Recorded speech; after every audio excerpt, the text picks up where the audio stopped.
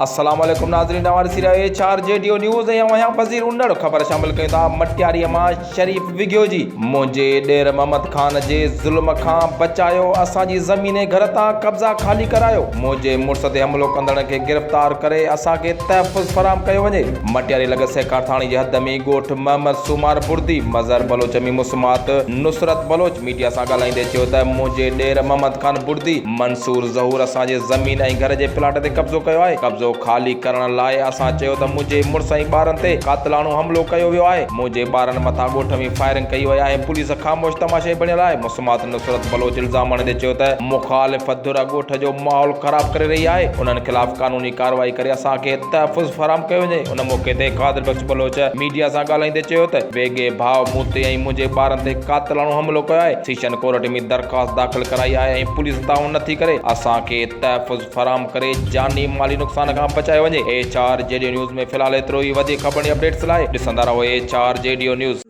मोहम्मद खान कादिर बख़्श जो वेगो भाउ आहे ऐं उन जा ॿ पुट आहिनि, मंसूर ज़हूर। जॾहिं बि असां ॻोठ में लहूं था त उहे उन मारनि कुटनि, असां ते दहशतगर्द वारा हमला कनि, असां ते मारनि।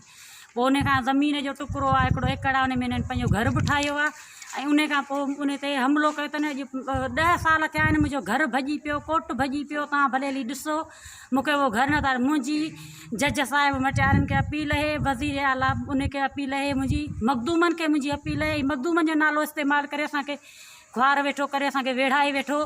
मखदूम साहिब अमीन फ़हीम साहिब जा पुटूं, असां तव्हांजा आहियूं, असां तव्हांजा कारकुन, असांजी तव्हां मदद कयो।